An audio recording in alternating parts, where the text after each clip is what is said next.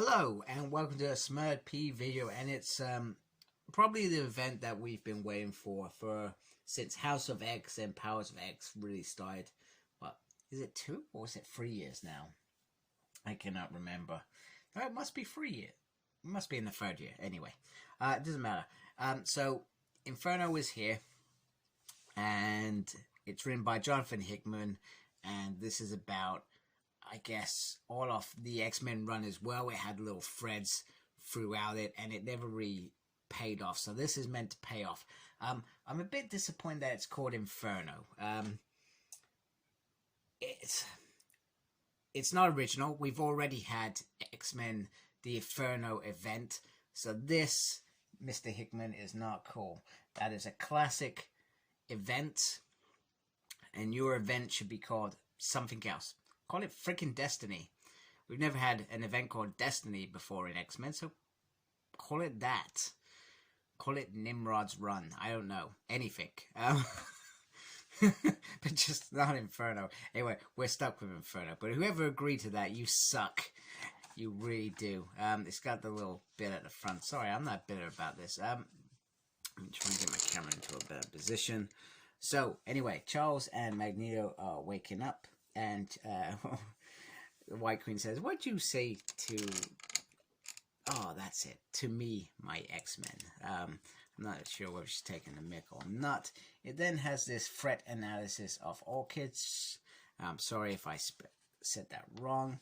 Then we run through all the orchids events that have happened. So all the attacks that have done. And we see one of them here, which is a fine battle that I did enjoy watching, with Wolverine, Hellion, and Domino attacking. And then the analysis is obviously being back. Why is it these same mutants? Not different. I mean, there's some other attacks that happen as well. But why these same mutants? Why do they come? Why do they not evolve? And it occurs to them it's because they don't remember the previous excursion, so they never change.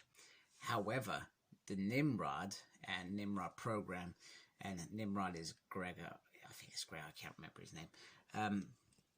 He is evolving, and he's getting, or it is getting better and better and better. So I guess they obviously discuss whether they're clones or whatever, and they don't really come to a conclusion. Written by Jonathan. Valerio is the artist, David is the color artist, and Joe Sabino is the letterer, and Tom Miller is on design. I have no idea what design is about.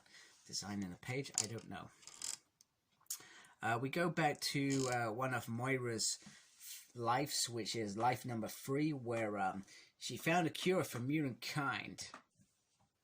And Mystique and Destiny killed all her colleagues, etc. So we've kind of seen this before already in the Powers of X series. I think that's correct in my mind. And they have a long conversation about what she should do in the next life. She shouldn't go back to this.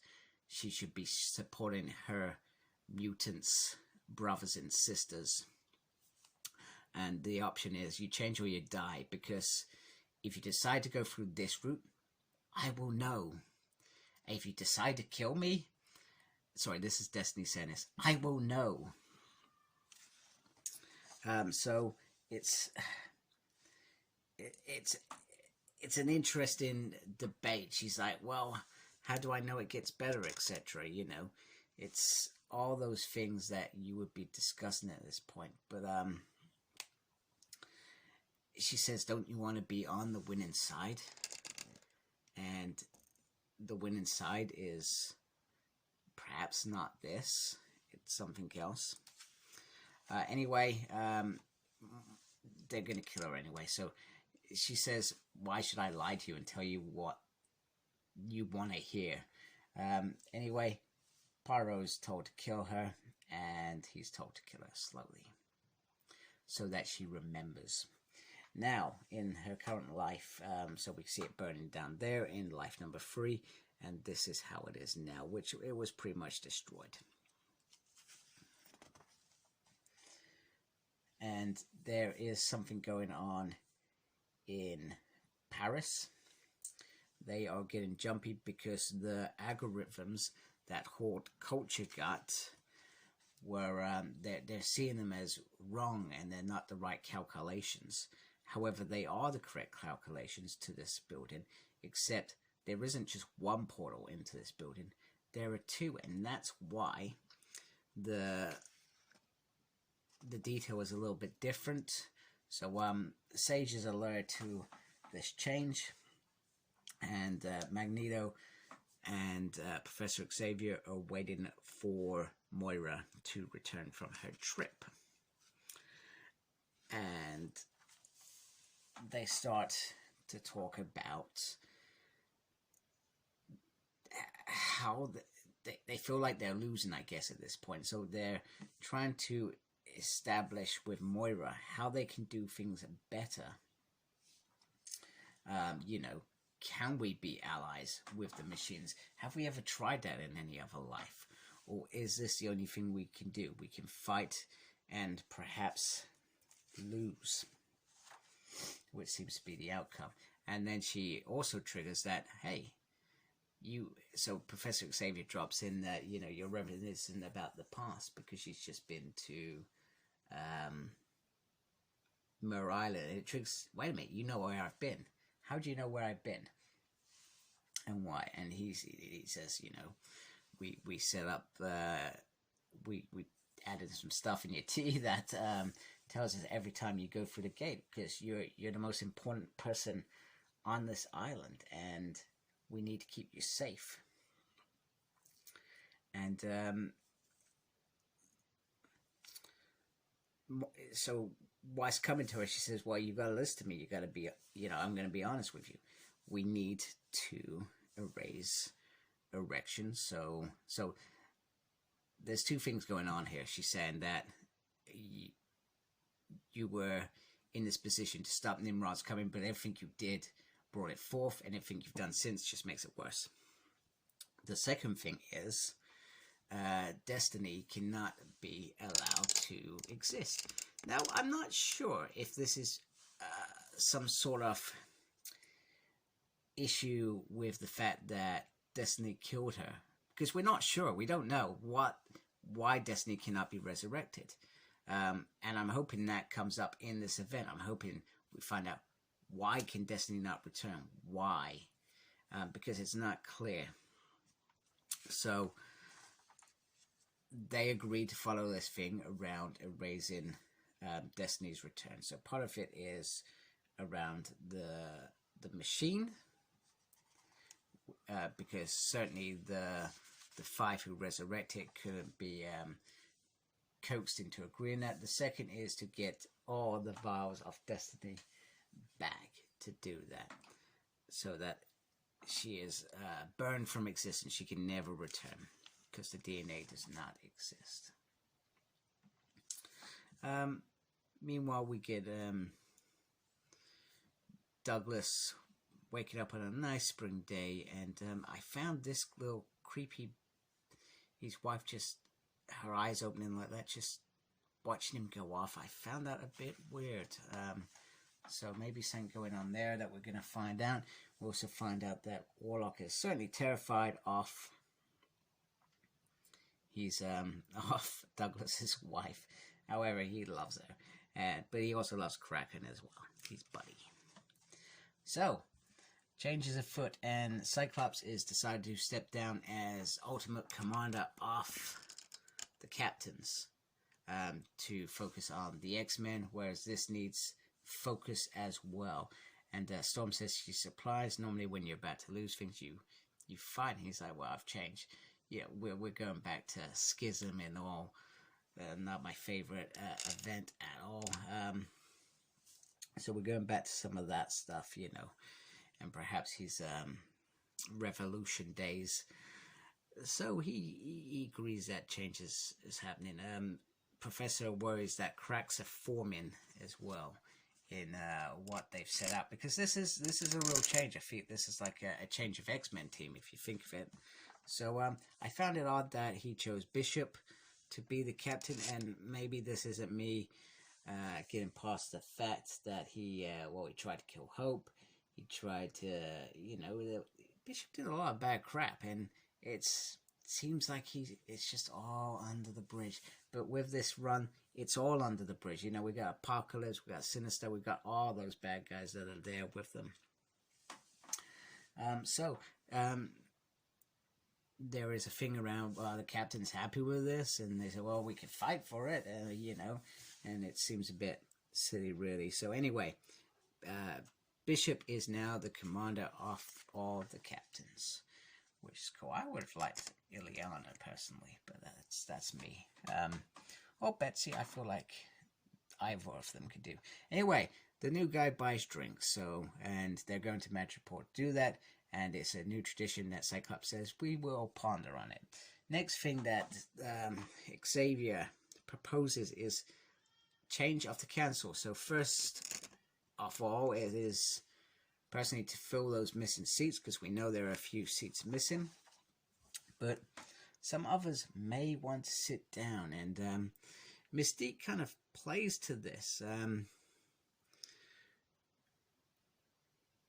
But then she turns it into, I know a mutant that you can consider. And now, the big moment that we have been waiting, the thing that Moira's been so scared of, is happening.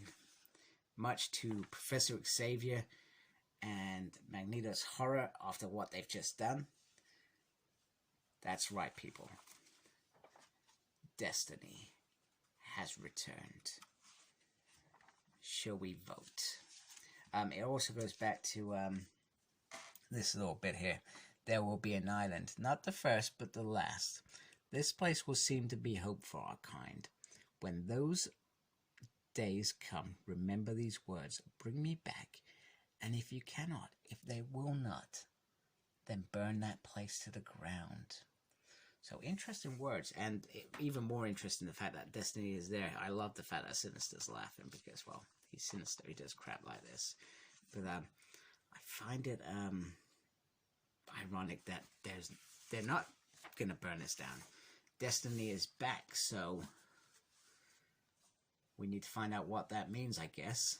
Are all kids going to come in? Is that the big Inferno here? I don't know. But I really enjoyed this issue. I finally felt like there was movement in this long-standing story to reach its climatic ending, whatever that may be, and it's going to be awesome. It's going to be awesome. Well, I have faith that Jonathan Hickman wants to finish this nicely. He may be the head of X, but he's got to finish this for us to feel like Jonathan Hickman's X world wasn't terrible, because there are some parts of it that I think, has this actually been brilliant throughout it? Not always. X of Swords, painful. Hellfire Gala, also painful. There's also a couple of painful. There's some series that I like, and there's some of the series that I think, that's hard to read. But I read it because, I'm an X fan. So I'm still on the fence about what he's trying to do, because he has changed it, and my worry that he's done so by changing it, there's damage that will never be returned. At least when Chuck Austin wrote, there was no worry about bouncing back from it. Do you know what I mean? Even when Grant Morrison wrote New X-Men and had Magneto as the bad guy and have him killed at the end, well, they pulled him back in the next Excalibur issue, whatever.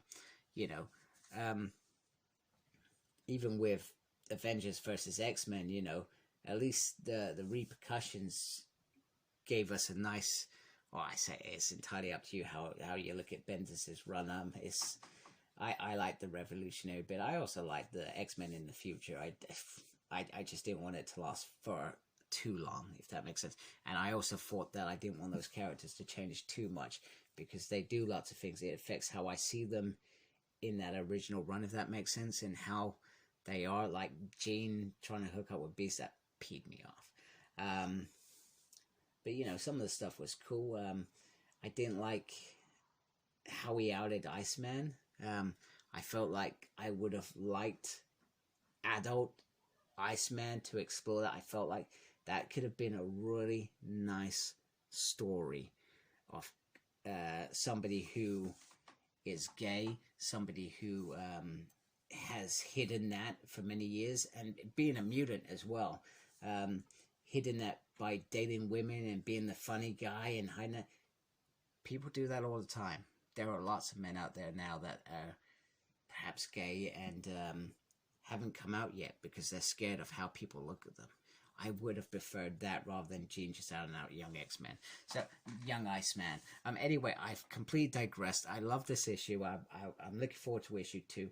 I just hope that, I'm not sure how many issues are going into this. I hope it's just a real hardcore event, and not what we've seen as what they've called events recently. So anyway, if you like my stuff, please subscribe to my channel and embrace the geekiness. Take care of yourself. Goodbye, folks.